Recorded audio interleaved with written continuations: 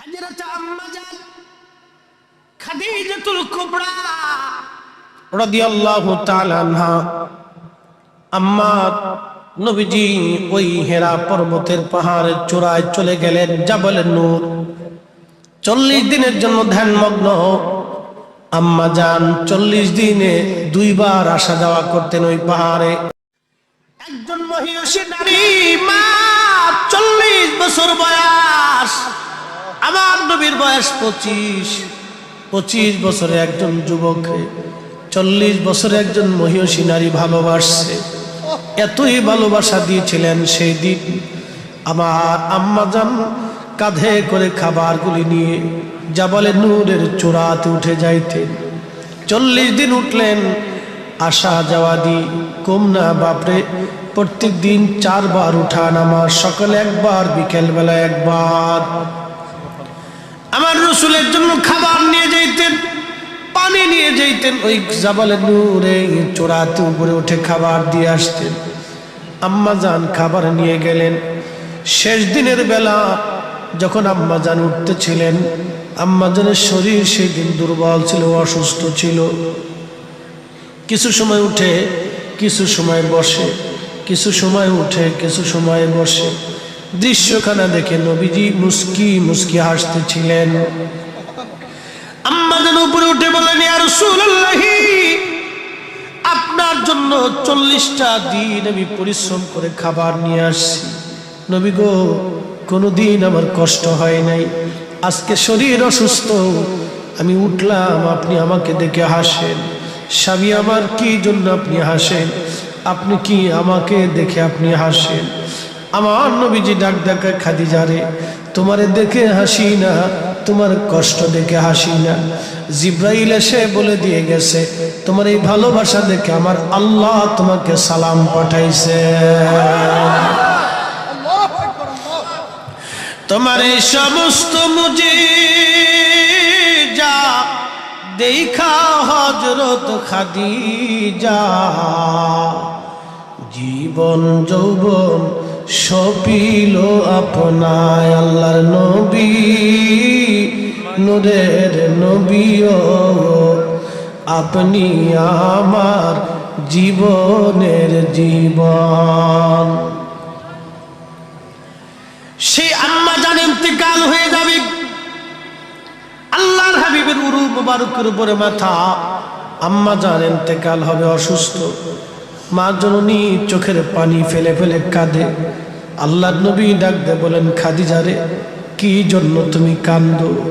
বলে, হুজুর, দুঃখের দিনে আমি আপনার পাশে ছিল। এই মক্কার সবচেয়ে বড় ধনী মহিলা আমি ছিলাম। কোটি কোটি টাকাগুলি কালেমার জন্য আমি বিনা বাক্যে খরচ করেছি। ইয়া রাসূলুল্লাহ, খরচ করে করে আমি আজকে দরিদ্র হয়ে গেছি। আপনার সঙ্গে কোনোদিন খেয়ে না খেয়ে জীবন কাটিয়েছি। হুজুর, আমার কাপড়গুলি ছিঁড়ে গেছে, তালি দিয়ে আমি পড়েছি। আমি মক্কার সবচেয়ে ধনী নারী। নবী গো, একটা দিনের জন্য আমি একটা কথা বলি নাই, কোনো আবদার করি নাই। হুজুর, আমি বুঝতে পারছি দুনিয়ার বিদায় লগ্নে আপনি নবীর কদমে আমার ছোট্ট 2টা আরজি আছে। বলো খাদিজা, কি চাও? নবী গো, দিবেননি আগে বলেন। খাদিজা, তুমি যা চাবা আমি নবী আজকে তোমাকে তাই দিব। বলে, হুজুর, আপনার পুরান জুব্বা আমি ধুয়ে পরিষ্কার করে রাখছি। আমার ইন্তেকালের পরে জালিম তার স্ত্রী সব কিছু বিলীন করে দিল তার ভালোবাসা। বিদায় লগ্নে পুরান কাপড় দিয়ে তার যায় কাফনের কাপড় পরাইছে, নতুন কাপড় কিনে দেয় নাই। আম্মা জান ডেকে বলল, হুজুর, কে কে বলুক, ওটা আমার দেখার বিষয় না গো নবীজি। আমি চাই জীবনের শেষ সময় আপনি নবীর পবিত্র জুব্বা গায়ে দিয়ে আমি কবর দেশে আল্লাহর সামনে দাঁড়াইতে চাই। হুজুর, দিবেননি বলেন। আল্লাহ নবী ডাক দিয়ে বলেন, খাদিজা যাও, তোমার আশা মঞ্জুর হয়েছে। আমার জুব্বাখানা দিয়ে তোমার কাফনের কাপড় আমি পরাই দিব। হুজুর আরেকটা আবদার রাখবেন নি? বলো কি বলতে চাও ইয়া রাসূলুল্লাহ? আপনি আমার কবরের পাশে দাঁড়াইয়া, আমার কবরের পাশে দাঁড়াইয়া মুনকার নাকিরের প্রশ্নের জবাব আপনি দিয়ে আসবেন। আমি খাদিজা মুনকার নাকিরের প্রশ্নের জবাব দিতে পারবো না। চিৎকার মেরে জোরে বলেন আল্লাহু আকবার। আবেদন মঞ্জুর। প্রিয় নবীজির কোলের মধ্যেই মা ইন্তেকাল করলেন, আম্মাজান খাদিজার ইন্তেকাল হয়ে গেল। আহা, আল্লাহর নবীর পাহাড় পরিমাণে কষ্ট।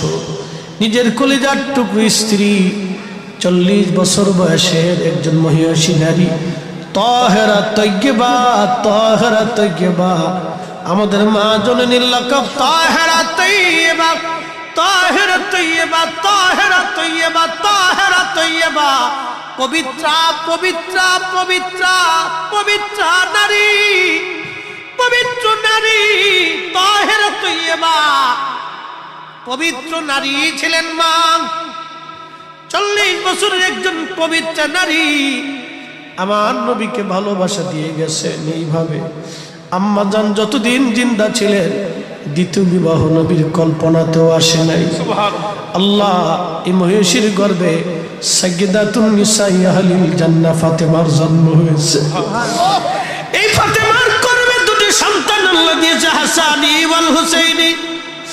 এই হাসানি হুসাইনি রক্ত দিয়ে ইমাম মাহদী দুনিয়াতে আসবে। তার মানে আম্মাজান খাদিজার রক্ত ইমাম মাহদী। চিৎকার মেরে জোরে বলবেন আল্লাহু আকবার, আল্লাহু আকবার। ইমাম মাহদী আসবে। এই রক্ত কত পবিত্র রক্ত আপনি চিন্তা করে দেখেন তো। সেই মা জননী বলতেছে, হুজুর আমি কবরের প্রশ্নের জবাব দিতে পারবো না, আপনি দয়া করে দিয়ে আসবেন। আল্লাহর নবী বলেন, খাদিজা তোমার আবেদন মঞ্জুর, যাও। আম্মাজানকে নবীজি আম্মাজান ইন্তেকাল হয়ে গেল। হাজুন, আগে নাম ছিল হাজুন, এখন নাম মাকবারাতুল মুআল্লা। আগে নাম ছিল হাজুন। এই হাজুন গুরুস্থান বর্তমানে আপনারা যদি মক্কায় যান, জাবেল আবু কুবাইস পাহাড়, আবু জাহেলের পায়খানার ঘর, যেখানে বাথরুম, পিছন দিক দিয়ে আগায় গেলে মসজিদের জিন, এই মসজিদের জিন দিয়ে আগায় গেলে সামনে হাজুন, হাজুন গুরুস্থান আপনারা খুঁজে পাবেন। একটু উপরে টিলার উপরে একটা মরা বৃক্ষ আছে। এই গাছের পাশে আম্মাজান খাদিজাতুল কুবরা রাদিয়াল্লাহু আনহার রওজা। এখন সেই গাছ আছে কিনা আমি জানি না, খুব মনোযোগ দিয়েন। আম্মাজানের কবর রওজা মোবারক এখানে নবীজি নিয়ে গেলেন হাজুনে। হাজুনে নিয়ে গোরস্থানে নামাইলেন। তখনও জানাজা নামাজ ফরজ হয় নাই, তখনও জানাজার নামাজ ফরজ হয় নাই। নিয়ে গেলেন হাজুনে নবীজি। কবরের ভিতরে রেখে মাটি দিয়ে সব সাহাবী চলে আসছে, কিন্তু আমার নবীজি আসেন না। লাঠির উপরে ভর দিয়ে দাঁড়ানো। দীর্ঘ সময় সূর্যের তাপ বেড়ে গেল। প্রিয় নবীজির শরীর থেকে ঘাম বের হয়ে আসে। সাহাবী পিছন দিক দিয়ে বললেন, হুজুর চলে আসেন, আপনি কত সময় আর দাঁড়ায় থাকবেন? প্রচন্ড গরমে আপনার শরীর থেকে ঘাম আসতেছে। আল্লাহর নবী ডাক দেয়া বললেন, সাহাবীরা রে, তোমরা চলে যাও, আমার খাদিজার সঙ্গে আমার একটা ওয়াদা আছে। মুনকার নাকির আসবে, আমি নবী প্রশ্নের জবাব না দিয়ে খাদিজার কবরের পাশ থেকে যাব না। আল্লাহর নবীজি কথা বলার পরে আল্লাহ ডাক দিয়েছে, জিবরাইল যাও, আমার রাসূলকে দেয়া বলো খাদিজার প্রশ্নের জবাব নবীকে দিতে হবে না, আমি আল্লাহ নিজে তার জবাব দিয়ে দিছি। চিৎকার মেরে জোরে বলেন আল্লাহু আকবার। আরো জোরে বলেন আল্লাহু আকবার। নবী নবী নবী আমার নবী, আহা সে রাসূল, আমাদের রাসূল। কি করে আমি আপনাকে বুঝাবো? কোন ভাষায় বললে যে আপনি বুঝবেন? কোন ভাষায় বললে যে আপনি বুঝবেন? পৃথিবীর সব নিঃশেষ হবে, আমরা নবীর কদম ছাড়া যাবে না, নবীর কদম থেকে জুদা হওয়া যাবে না। কথা বলেন ঠিক কিনা? এ সবজ গম্বদ ওয়ালে मंजूर दुआ करो ना, जब वक्त नजा आए आका दीदार आता करना, दीदार आता करना। मैं कब्र अंधेरी में घबराऊंगा जब तन्हा में, कब्र अंधेरी में घबराऊंगा जब तन्हा, इमदाद मेरी करुणे आ जाना रसूल अल्लाह, इमदाद मेरी करुणे आ जाना रसूल अल्लाह। रोशन मेरी तुर्बत को लिल्लाह जरा करुणा,